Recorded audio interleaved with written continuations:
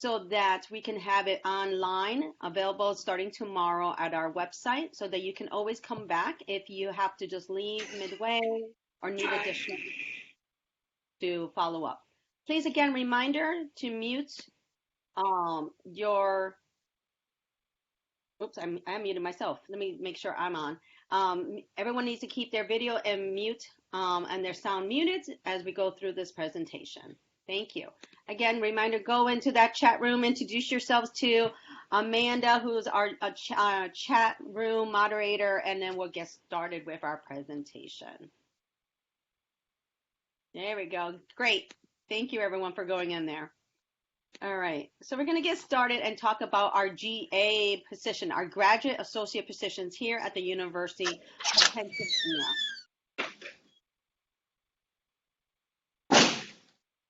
Okay, reminder about that mute. Please keep it mute. The sounds, thank you. All right, let me go back to our video. All right, so let's get started.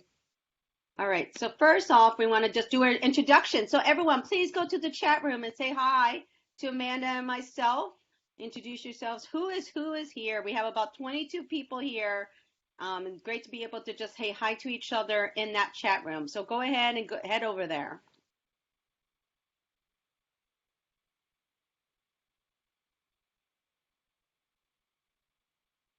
Then we're going to go, as you're introducing yourselves, we're going to get started and talking about why the GA position, graduate associate position here in the college houses and academic services at the University of Penn. We felt the best way to talk about the position is not through our voice, but through the voices of our students and staff currently on our staff working for us. So the first thing we want to give you is a video regarding the rewards of being a GA.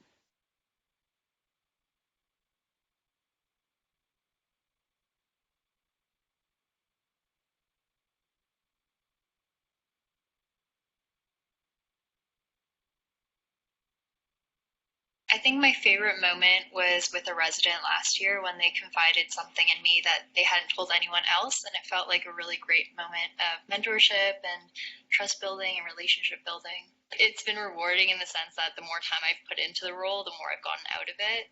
There are so many different skills, but I would say one of the biggest ones is definitely learning how to communicate and really listen to our residents, especially when residents are going through a tough time, being able to actively listen to them and then helping them and showing empathy and showing that we are also going through similar things, and then directing them to different resources or just being a great friend or mentor to them.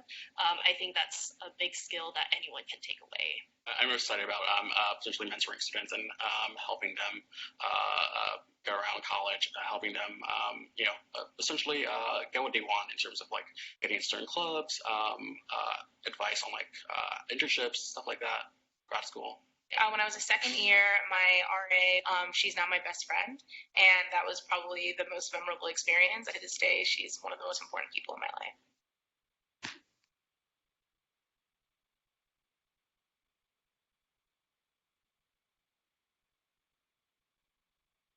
Great. So hopefully you learn a little bit about the rewards of being a GA, but we also have benefits. So we have another presentation for you.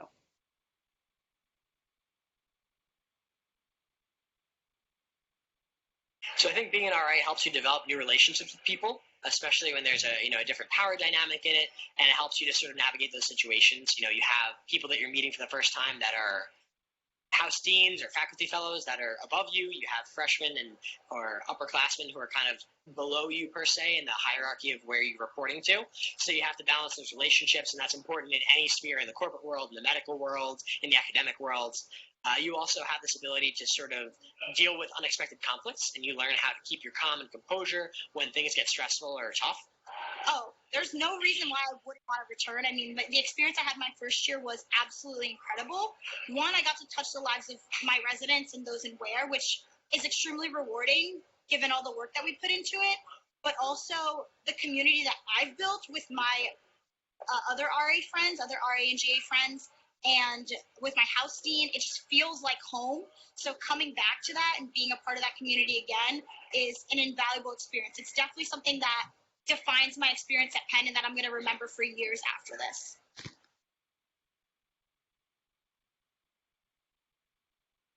Great. So let's talk about the position a little bit more, the graduate associate position. On our website, which we'll revisit right when we finish this presentation, has a lot of information regarding the graduate associate position, as well as a copy of the contract, important dates and guidelines and expectations. But I'm going to give you a little bit of a snapshot about our GA position. So what about the GA position? Really wonderful to be part of.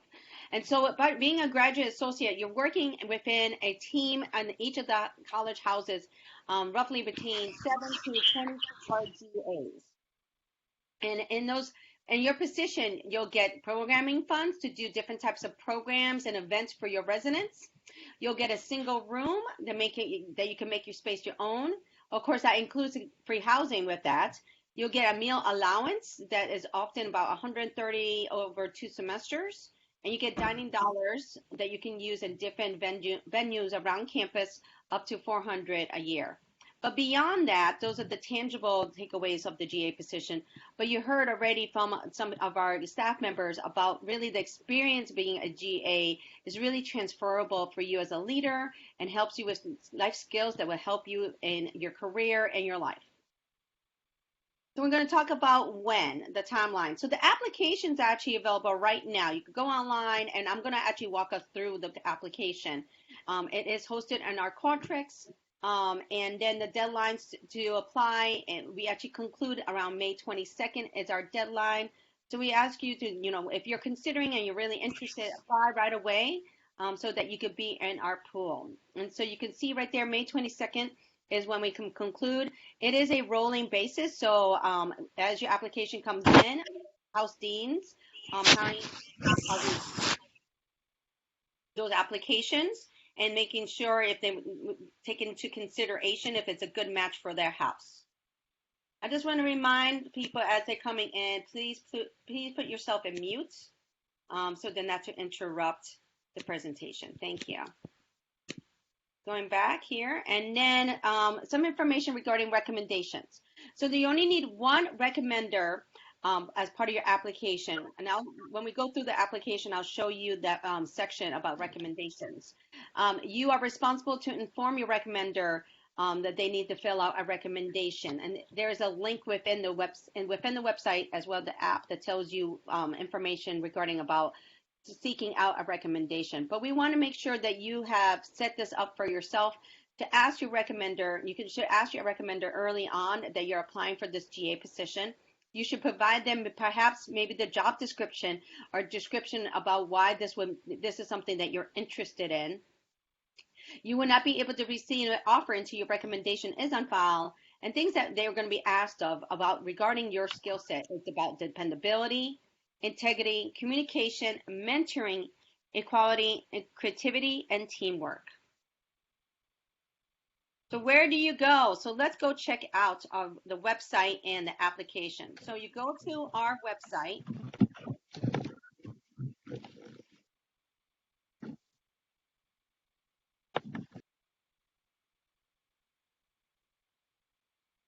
All right, we are at our website, and you go down to student staff, and you're going to click right here. It says next, becoming a GA. So here you can see more videos that we have about what it means, what we love about being a GA, and then information regarding our positions right here. So let's actually play this video.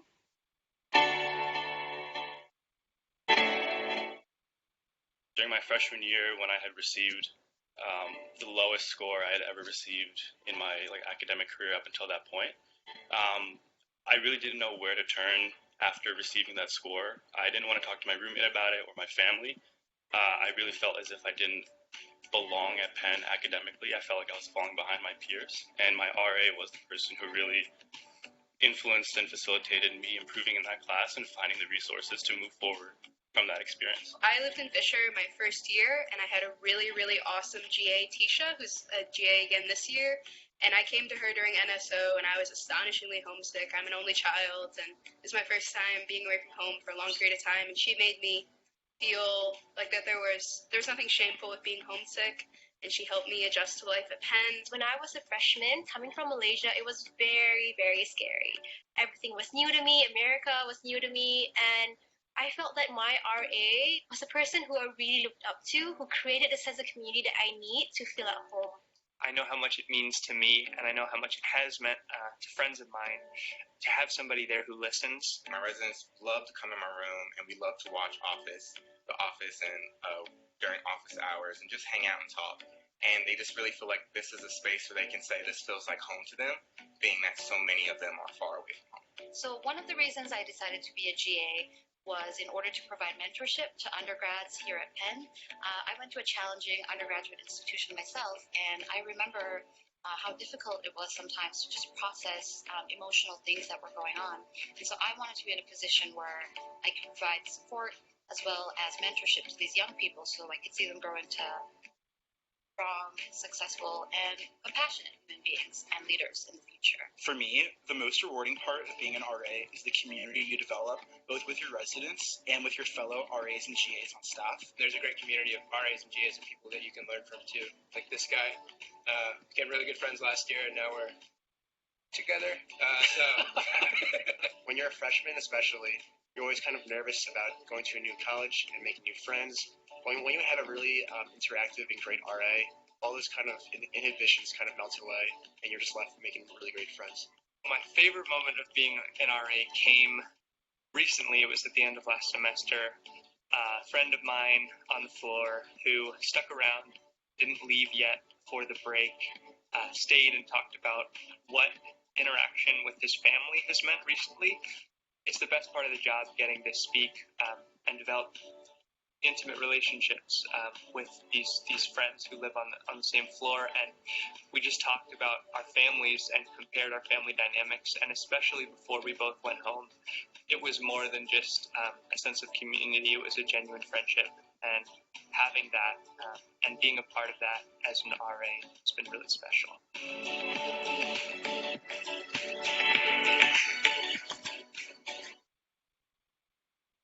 All right.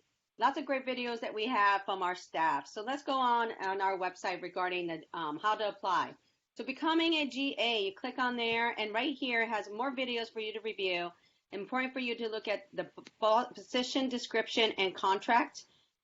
Important for you to go in here and review our expectations, our deadlines, our requirements of training, and requirements of where you live and how long the contract is for. So this is very important information for you that you would be held accountable to. Down here on this second page, you also find information, our famous FAQs. If you can't find any here, you can always just send us an email, but a lot of information can be found here right under our FAQs, some information regarding how it's going to impact our financial aid, as well as like deadlines, and then miscellaneous for accommodations, for example, if you need any accommodations, such information, such like that. Then you could click on how to apply, and it'll take you to the application. Well, one more site. You need to download the GA Advisor Approval Form. Part of your application needs to include this form. There's 3 components that you need, files that you need to upload: the letter of interest, your resume, as well as this GA academic approval form. Now, some of you may not have an advisor quite yet, but you could have your program coordinator or the person who's working in your program sign this off. This would tell us that they approve you to be able to serve in the position for up to 1 year. So that's important for you to upload that, download that, and get those signatures. Another thing just to highlight is make sure down here in the bottom, some people forget to sign, and so I have to send it back to the advisor. So they need to make sure that when you receive your form back, make sure that they've signed the bottom part of this form. Going back here, you have more information here regarding our calendar and some of our non-discrimination and reasonable accommodations that we do. So let's go into the application. So you actually go into Qualtrics, and you can see the information regarding the application. It tells you the requirements. Do we have a resume, a letter of interest? There's going to be essays, and we'll review that in a second, what those essays look like. The advisor form that I just reviewed, and then there'll be 1 recommendation form that needs to be submitted by your recommender. This is the link that you would send to the recommender for them to complete that form online. That's also where they can attach a recommendation form as part of their recommendation. As you go through the application, we're going to just put my name in, some additional information, and then we're going to continue on.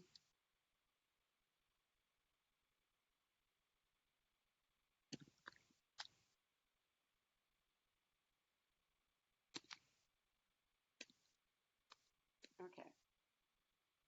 Let me check in on how everyone is doing. So remember, go into that chat room and go ahead and pose any questions there in that chat room, and Amanda will be answering those questions. Let me take a break from going through the application to answer some of those questions.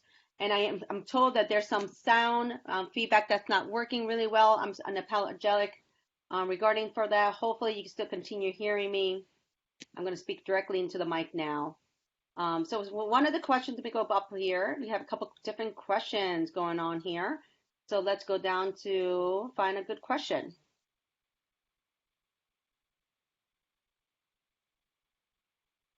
All right. So Amanda, I want to make sure that we clarify that we have RAs and GAs who are pretty much in the same position. So we have resident advisors and graduate associates. Basically, the positions are exactly the same, and it's just the status of the program there. If you're an undergraduate or a graduate. And then the next question is if we already submitted an application, we'll be able to access it or check on the status. And so then Amanda responded, if you want to make any changes, you'll be able to email us at askraga@list.upenn.edu. Regarding the status, once you apply for the position, you're in a pool for review, and you're an active pool candidate until told otherwise. Again, that pool is reviewed on a rolling basis, and so you may or may not hear from anyone until maybe right into May. Right now, people are just starting to get back into the application pool and reviewing, where we have one more week to finish hiring all our returners. That would give us a better sense of how many positions we have open. We have 123 GA positions, and often we need to fill about 50%, 60%, depending on the return rate. So that's usually how many GAs that we're looking for each year. And so you're not going to be able to know your status. You could check with me and, of course, email us. I would just tell you that you're going to be active in the pool until told otherwise, until reached out by a house who's interested in interviewing you. Let's see, making changes. Okay, let's see. I'm trying to figure out what the big changes. Okay, for students who currently don't have access to a fax machine, printers, or scanners, is it necessary to have the signatures for the approval? That is a great question. So you don't need to have that, but your faculty do. You can take a picture on your phone, or they can just send me an email as well that says that they approved. They're not able to attach a physical signature, but they approved your candidacy to be a GA. So I am taking emails as well directly from academic advisors and support if they are unable to actually have a physical signature. That's a great question. Amanda added that you could do the forms electronically, and you can always send a picture, and even, of course, good old mail with a stamp. And then for current applications waiting for admission, oh, that's a great question. For current applicants waiting for admissions from Penn, do you reserve some spots until they get into the admissions results? And so then our response is, Amanda's response is that it's rolling, so there'll be openings through May. Unfortunately, we do not make any reservations. So, yeah. Oh, please make sure you Got it. Anyways, it's really good to catch up. Thank you. So we're going back to the question regarding if positions are held until individuals get into the university. Again, it's a rolling basis. If we're able to hire all our positions within a time period, and to say April, then we conclude our process. But often we see is that around April 15th, between April 15th and May 1st is our biggest hit regarding admissions and students and individuals reaching out to apply for GAs. And so we usually go into May 22nd to fill all our positions. So that is a great question. And it says, someone asked about the question is that you need approval of a House Dean to be able to hold any other employment. So do the current House GAs hold other jobs, for example? And so that is a great question. And yes, you need to be talking with your House Dean regarding other positions that you might have and you're interested in. Often, though, our House Deans, you work with your House Dean regarding what is it, the additional position that you're seeking for, and then making sure that it doesn't impede your GA position. You're a student first, and then the graduate associate position is second. So you need to be having those conversations. And then Amanda added, each house has their own process regarding their own ways. It's oh, sorry, let me go back to the question before that. So the question posed was, if you are offered a position, when would you know, and what's the impact on financial aid or scholarship? Excellent question. So we encourage you to reach out to Student Financial Services to find out, and they'll do a mock-up of your package to see how the impact of the graduate associate position would be on your financial package. We, as college houses, do not have access to your financial information. We will not be able to tell you what the impact would be. That's why it's very important for you to talk to Student Financial Services. Around May 25th, once we conclude all our processes, we send them a letter, an email list of all of the staff. And so it's better for you to know now ahead of time how it's going to impact you financially. Another question, this is the question that Amanda was posing, is that what is the typical process that once the House Deans start to review new applications? And so applications are, again, you put it into the pool and each house gets a chance to review all applications. Each house has their own process in their own ways. It often involves an interview with the House Dean or sometimes with other individuals from the house. All is done usually over Zoom or on different devices like BlueJean, wherever online we do, or Skype, any device that we do online to do all the interviews, or good old phone calls as well. That was an excellent question. And what are some typical issues that an RAGA supports residents with, and is there support for RAs and GAs in terms of counseling and mental health training? You're asking the great question to the person who oversees it. Amanda's been on this committee as well. We have an extensive training curriculum to be able to provide you all the skill sets and foundation to prepare you to get started in the GA position. But we believe that it's not all in just August training. Your training is also part of your development is working with your House Dean and your staff throughout the year, because we cannot prepare for everything on the book. And so, but August provides as a platform, as a diving board to begin the year. And so we have extensive training in mental health. We work in partnership with our counseling center. We also provide resources and connections to the counseling center for our RAs and GAs, as well as for themselves if they feel triggered during a session. We do also extensive training in about sexual harassment behaviors, as well as alcohol and drugs behavior, and our overall policies and procedures. Excellent question there. Another question, does the GA position also pay an amount of cash, or does it include only house and a meal plan? And that is correct. Amanda has responded, and no cash payments for the GA position. You get the house, your housing is paid for, and a meal allowance, and the housing is reported to Student Financial Services. How much time commitment should I expect? Are there specific duties, aka overnight shift? So Amanda has written it out, and often what we say is in the contract, it is a valleys and low position where sometimes it's really, really busy. Like we can expect that August and September is going to be a very busy time to lay the foundation of the year and relationship building with your residents. And then other times of the year, it's not as much time on task, but we average about 10 to 15 hours a week between serving on duty, going to staff meetings, putting on a program, being there for your residents.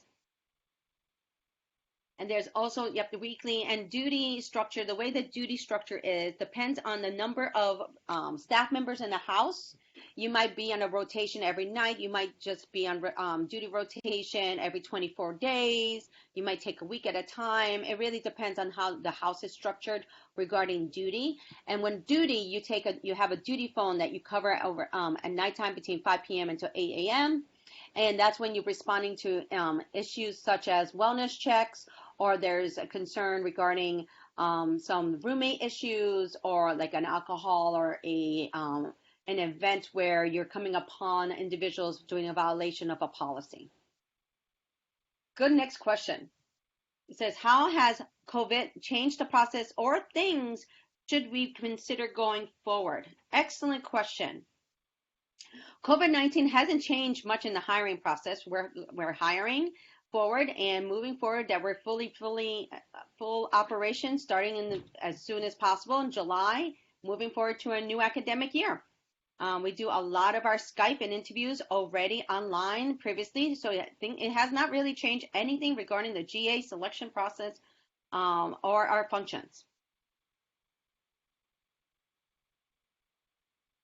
Those are good questions. So next, let me go back to show you the application. So in the application starts with saying your name, and then you're going to go into the next scene of your academic information, your undergraduate degree, where'd you get it, the course, what year you graduated from, and when your graduate program in here. I'd love to add the year as well that you're planning to graduate. And then of course here's like your classification, year 2, year 1, your program. If you have a GPA, if you wear a Penn. Here, if you were a current staff student or a RAGA at Penn, we're going to say no. The majority of people say no here. Have you ever been an RA or GA at another institution? I'm going to click no and continue down that path, but if you click yes, it just has a series of different questions for you. Then here we get to the part of the essays. And here's the part that, we often say, I'm asked, how long should the essays be? They really shouldn't be more, that they're not huge paragraphs, a page and a half, something like that. Like 1 or 2 paragraphs is enough. So you can just type in here like your previous experience regarding student life and academic communities, talk about your leadership abilities, any other commitments that you have outside of academics. Then the next part is really important for you to understand about our college house system. We're composed of 12 houses that have different populations divided by years of experiences. So we have first-year houses, first-year communities, upper-class communities, and 4-year houses. This is purposely, we did not do a ranking in here because we don't want you to be locked into a first place or second place interest. This is just really overall what interests you might have and what populations you'll be interested in working with. If you have no preference, go ahead and just click on no preference, and then you're done here. And then you can click on, write a little bit about why that preference, you're interested in that preference. Otherwise, you could click on your preference, and then you can write a little bit more about that. Continue going forward. We have modern language programs in one of our houses in Gregory House. We are often looking for GAs who know a certain language. If this is optional, you do not need to fill this out. And then the next part 2 is program communities interests. And again, optional. Each of the houses have different program communities, and you can skip this if you're not interested. But if there's a specific program community that you're interested in, for example, say 2XP, you could click on that and just write a little bit statement of your interest in that community. Then you get to the part where you actually upload your application. So I'm just going to pick a random thing that I have on my desktop. And then also your resume and cover letter, same thing. And then here is, of course, the advisor form. And then here it just gives you confirmation information regarding recommendations. And then here comes the guidelines of the information that you need to send to your recommender. Here's that link that you need to copy and send. In this whole paragraph right here, you can send it to them. And then you can just write down that their information for us. If you want to change your recommender at any time and you forgot that information here, go ahead and email us at askrasga@list.upenn.edu, and we'll send you the information and to help you out with the recommender. And then you get to the final endpoint, and you would sign and then submit it. And that is how you would apply for the GA positions. Pretty easy. So let's go back to our questions that we have. All right, so let's go back. All right, can you only submit your application to be an RAGA after you have accepted your offer to admissions to Penn? That is correct. Yes, you can only apply to be a GA after you have confirmed that you will be attending Penn. If you are not confirmed, your application will not be valid and will not be seen by anyone in the pool or anyone who's reviewing the pool. So you can go ahead and apply, but I will be removing anyone who is not approved, or been accepted to, or has not confirmed that they're going to be attending Penn. We only consider, obviously, folks who are committed to Penn. And then for people who are awful positioned, what is the move-in date? I see August 14th. And that is correct. The move-in date is August 14th. However, if you have an academic program that starts before August 14th, say August 1st, you would reach out to your house deans and to myself regarding an exception to be able to move in early, and we usually let you to move in early 7 days before your academic program begins. Are there any guarantees should we be forced for any reasons behind our control to evacuate our residents in the case of COVID-19? Are there any guarantees? Shall we be forced? I'm not sure the question with that, but Amanda responded, I can't say what kind of source of force of nature we may have to deal with in the future. But currently, GAs who needed to stay on campus have been allowed to do so. So if you want more clarification about guarantees, if you want to respond to that, but GAs have been approved to stay on campus if they needed to stay on campus. If we are hiring in May, but the crisis continues through August, will we be guaranteed housing? We will know better in July and August, but our plan is that the college, the university is planning to reopen. I mean, we are open right now. We're fully operational. We're just not on site. And then another question.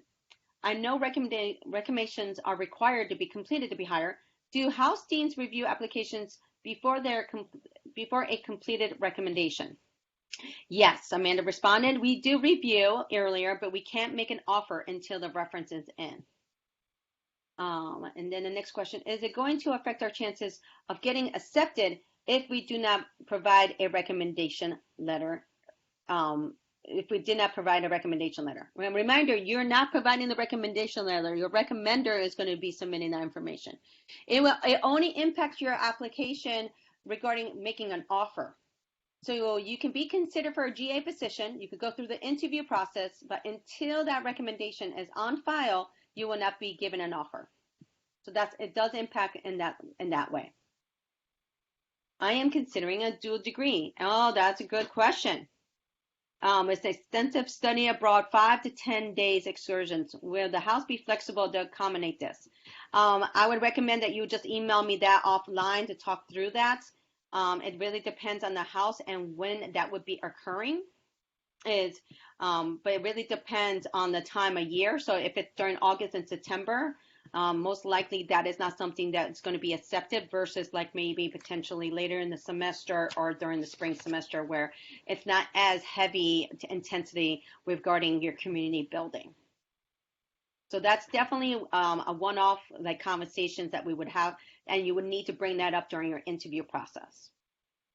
These are excellent questions. Keep them going.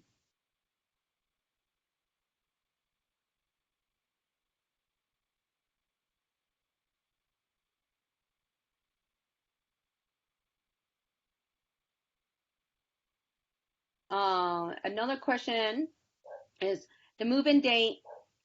Also, move-in date is July 20th. Actually, the move-in date is August 14th. And if you have an academic class program that starts early, you need to let the house dean and myself know that so that we coordinate your move-in date. And so you're allowed to move in 7 days before your start of your academic program. So it depends on your academic program, and we would need a documentation from your academic program regarding your start date, and then we allow it 7 days before your academic program begins.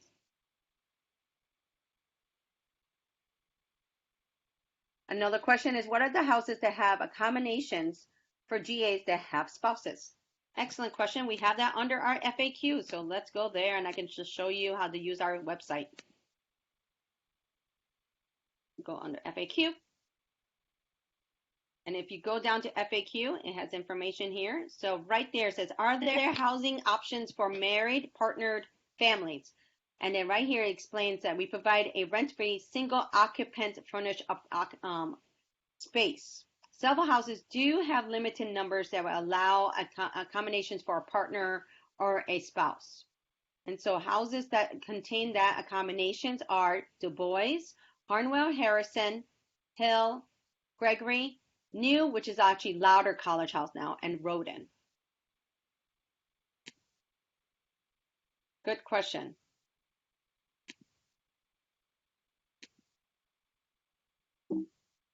I'll put that in there in the chat room so that people can have that information. The next question is, how many applications do you usually receive as opposed to the slots available? That is a great question. So, again, depends on the year. So probably like I would say 2 to 1. So last year we had over 100 plus applications, and we filled about 50 to 60 positions. So I would say 2 to 1 would be the ratio with that. And so it depends. Again, we're still trying to finish up returners being hired to determine how many slots and positions we have open to be able to, for consideration of the applicant pool. And then Amanda also added about accommodations is that different houses is very different. If you really specifically need a private bathroom or a kitchen, please make sure that you review house descriptions and FAQs to know what you need. Another question is, what constitutes academic obligations? Does summer research assistant for a graduate student count as one? Summer research, and Amanda wrote this in, summer research, if it's required of your program, would count, does count, and your school will have to confirm that. If it's not required of your academic program, you will not be allowed to move in.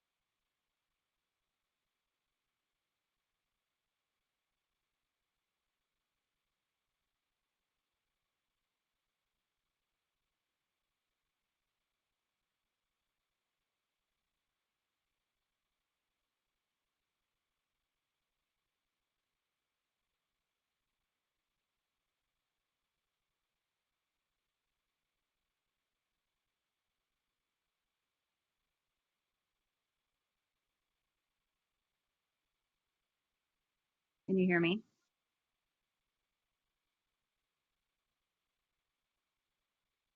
All right, this is Amanda.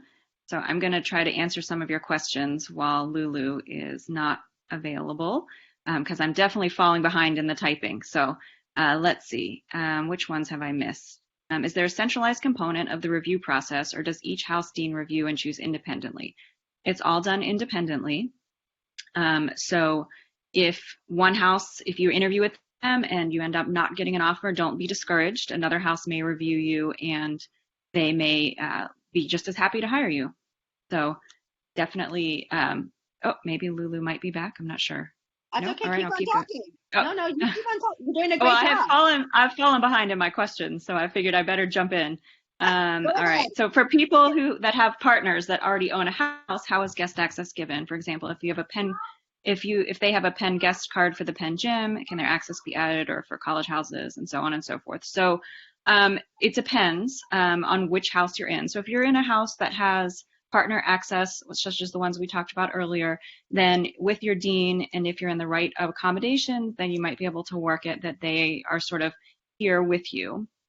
I don't know if they get access to the gym, though, because that might just be part of you as the paying graduate student. But they would have a card to get in and out of the building. If you're in a house that does not have guests, does not allow a spouse to live with the person or a partner to live with the person, then you would have to sign them in as a guest, just like our students would. And our students too can get guest passes that are good for a couple of days, so they don't have to always sign the person in every single time. They can just come with the person. Let's see, did I get everything? Centralized components. I think there was one more thing. Keep on talking. I think there's one more thing. So someone asked about missing training during, sorry, I forgot where the question was, but missing training at all because of internships and whatnot because of COVID-19, and they're getting pushed back. And missing training is a really big deal. And often candidates cannot be hired as a result of having to miss training in August. So it would definitely need to be something you would discuss before you're hired. So when you're talking with a house dean, you would definitely need to talk with them about that because it may not work out. I've definitely had to rescind offers to students because their orientation program was going to conflict with too much of training. I'm going to turn my mic off and give it back to you, Lulu. Yeah, no problem. I don't know what happened to my mic. So thank you, Amanda. We do want to emphasize that training, again, and I'm the director of training, so you're asking the person who's in charge, and then Amanda, who's been on the committee too, is that training is really, really essential to the position. And if you can't make training, you need to be upfront with that regarding with your house deans, and it's something that would be reviewed, but probably never supported that you miss any of the component of training, training. And if you need to miss a part of training, we work in collaboration with the academic programs to ensure that you have some balance with your academics as well as our program that's requirements. So that's good. Thank you, Amanda, for stepping in there when I got technical difficulties. There were questions regarding administrative tasks and what type of mentorship and community building to get from the student body. And I think that's my favorite part about the position.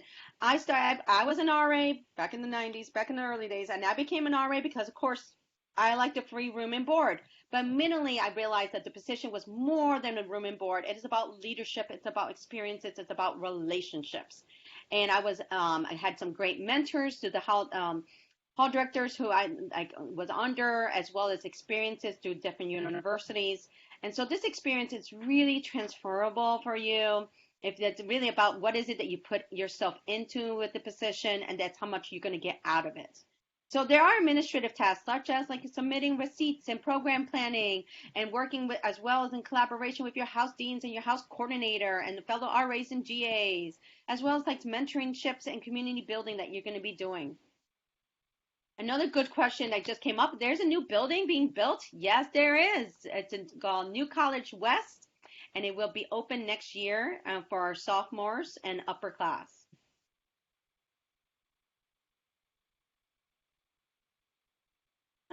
There's everyone who couldn't hear me.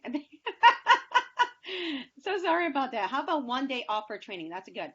Again, depends on what is going on. If it's an academic requirement that you have to miss a day of training, and we would review the training curriculum and work in collaboration with your academic program with the conflict.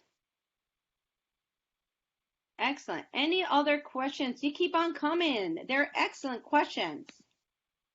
This is like the most active info session. I'm like so excited. Thank you.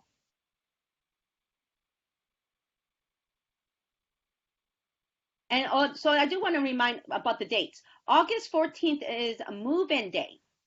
And then training starts August 15th. That weekend is usually in-house time. And then it goes until the following Friday. But then we have early move-in. So we have international students. We have early transition from summer to fall. There's a lot of things happening on the weekend after we do our formal training. And then we have new student orientation that starts on a Wednesday and that goes throughout the next week. And then we have school starts.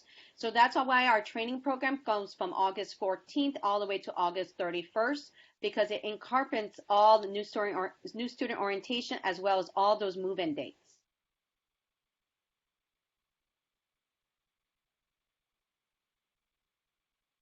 Okay. Oh, this is a good question. How are rooms assigned to GAs within the house? Excellent question. I'm going to see if Amanda will respond to that. And as she types in, I'll go to the next question. When do interview processes usually begin? Good question as well. So the application will open March 2nd. And our usual process has been that we're going to hire the returners first, and that's where we're at right now.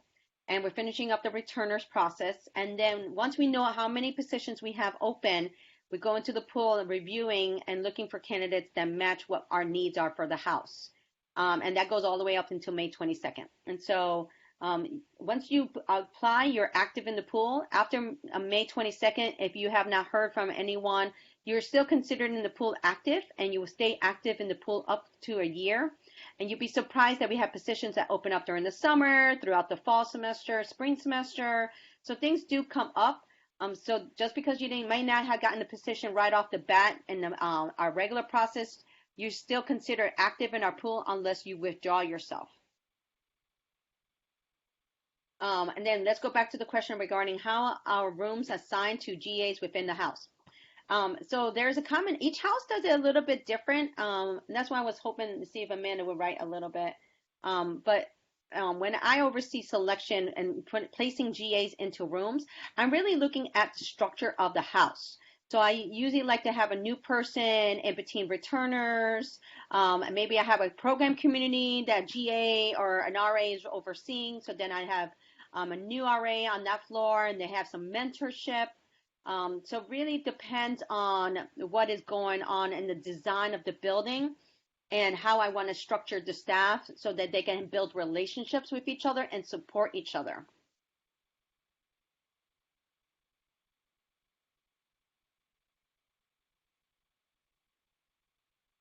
And I know, like, for example, in the high rises, which are more equal in some of my older buildings too, where there might be 12 RAs or 12 GAs, the house dean might be like structuring where between every other floor or every other wing might have an RA, GA. So again, for the balance.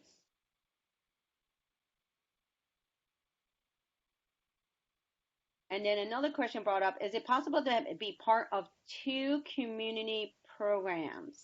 So I'm assuming if you're like wanting to apply to be an RA or GA for 2 program communities. So we haven't talked about program communities. If you have a specific interest, bring that up in your interview. So you can apply to up to I think it's about 4. You can show interest of up to 4 program communities. And when you're doing your interview, you could demonstrate your interest, but you'll be hired, if you're hired and selected, you'll be hired for 1 program community. How do house deans review applications in the pool?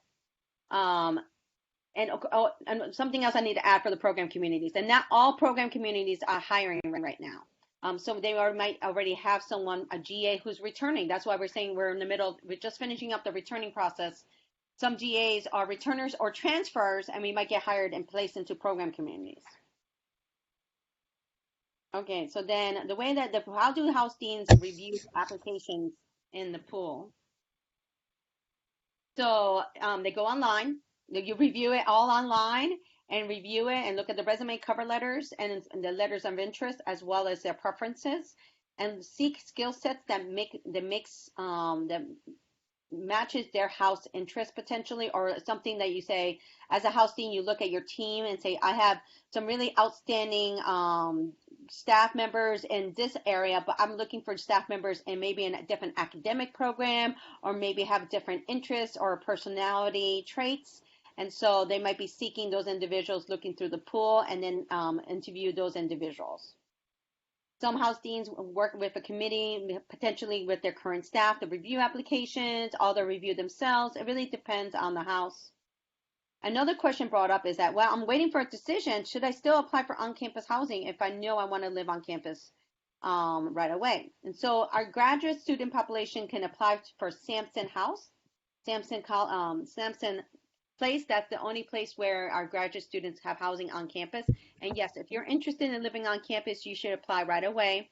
And if you're selected as a GA, your deposit is refunded.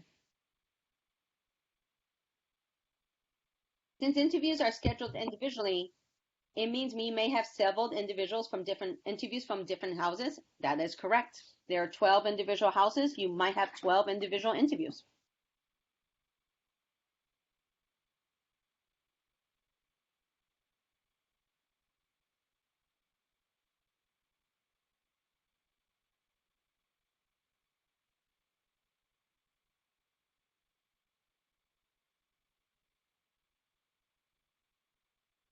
Excellent. See if there's any final questions before we conclude. You guys have been an amazing audience. We do want to remind you that that website, our FAQs website, as well as that you can email us at askraga@list.penn.edu.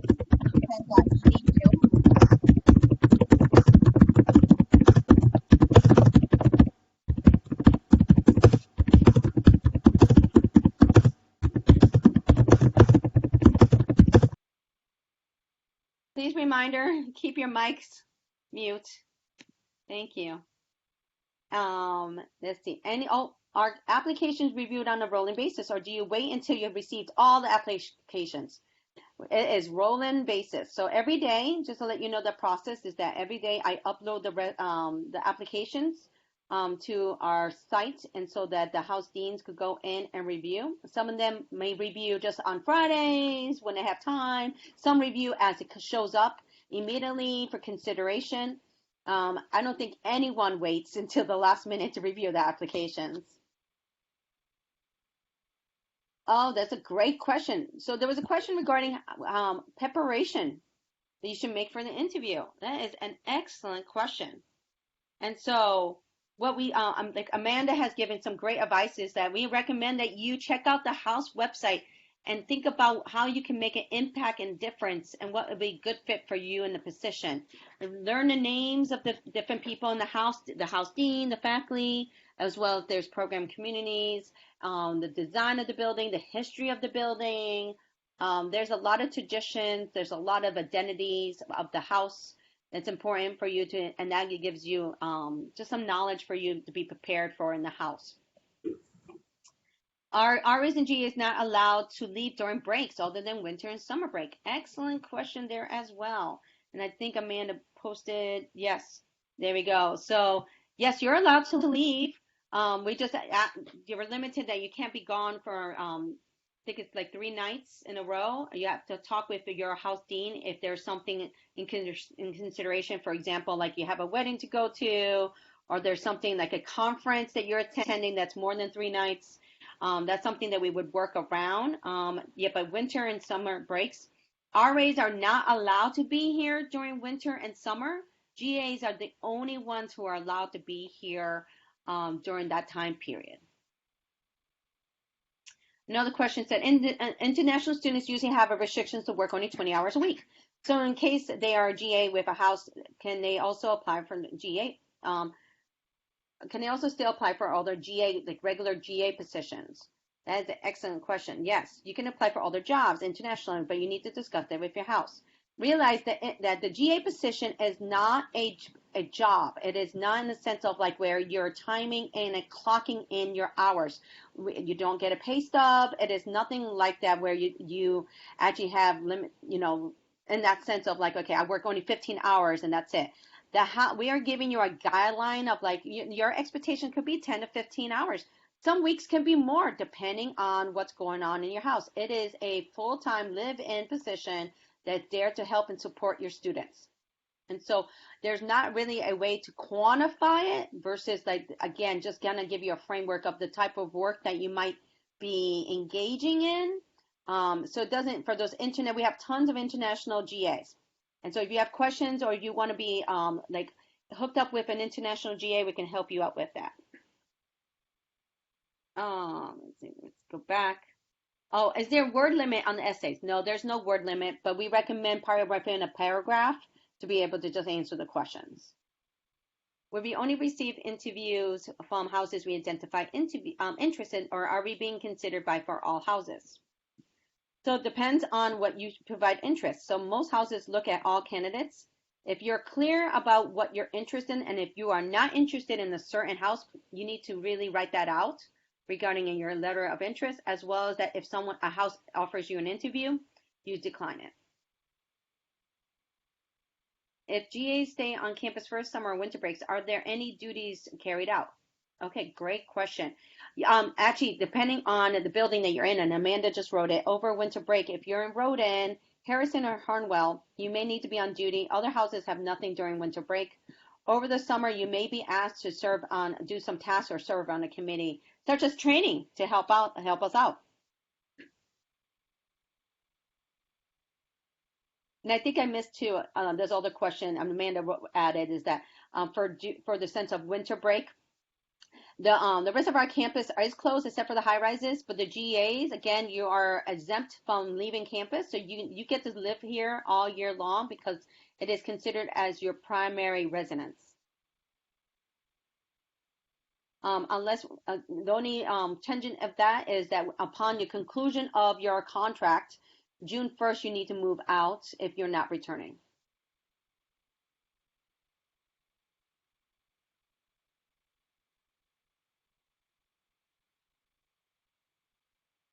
And then we go back about preparation for the interview. Since we do a lot of it online and Skype and stuff, I mean, we know how hard it is with technology. Even myself today, all of a sudden I got like muted out. Just remember that everyone is just trying to get to know each other, to see, learn about your skill sets and your knowledge and what you bring to the position. So we understand you're going to get nervous. We understand there's a lot of things happening. And so just remember this to be yourself and just try to be as relaxed as possible.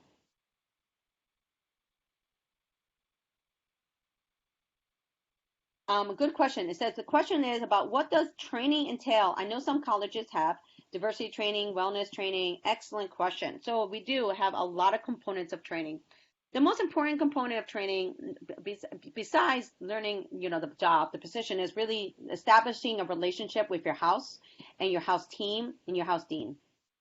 There's so much information to learn that week. We know you're not going to be able to have that and consume it and hold on to it.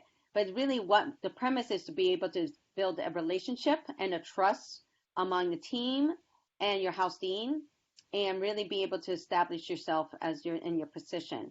The formal component of the training has, we have sexual assault training, we have counseling that comes in and does suicidal prevention, we have student behavior, we have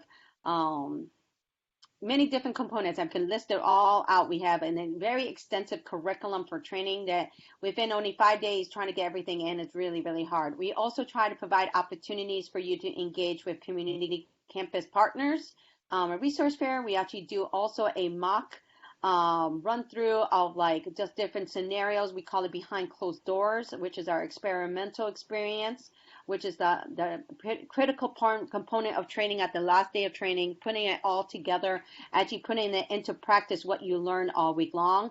And it's okay to mess up there because we want everyone to just start practicing their skill sets as soon as those residents move in the next day, because they're there, they're already here. You're going to be able to implement and serve as an RA and GA. And it's excellent. The next question is, Do you have any emergency support for situations that you're not fully capable of? Suicide, sexual harassment. Absolutely. We have layers and layers of support. So RAs and GAs serve on duty as one tier. Then we have house deans that serve on another tier. Then you have your directors, myself and 2 other directors who serve in another tier. We also have another team on campus called the SIS team that also deals with student behavior or student concerns. And then we have another team called the housing management team, HMOC, that also deals with facilities. And then we have other layers. So you will never be alone if you feel like there's an emergency and a situation where you don't feel fully capable, as well as those partnerships in the house with returners and your house dean who you can trust and call upon. It's like, hey, I don't feel comfortable confronting this situation because this is happening. Can you come and help me? We understand, reminder that you're a full-time graduate student in the GA position. So, and likewise, you can't have a full-time job. So I think I missed that question somewhere. Someone asked if they can have a full-time job as well as serve in the position. Unfortunately, no. You need to be a full-time graduate student at Penn and not have a position where you are gaining full benefits from the university or somewhere else with full salary, taxes, and everything. You need to be a full-time student. That's a great question. Thanks you, Amanda, for reminding me on that one. Next question, does the 3 days away rule pertain to fall, spring break as well? And so Amanda wrote, you do need to let us know if you're not going to be here for the fall or spring break, but most of the time it's okay. The 3-day rule is really about those thresholds when you're really needed. So you need to talk with your house dean. And again, our critical times are August and September, transition times, December and January, and then May.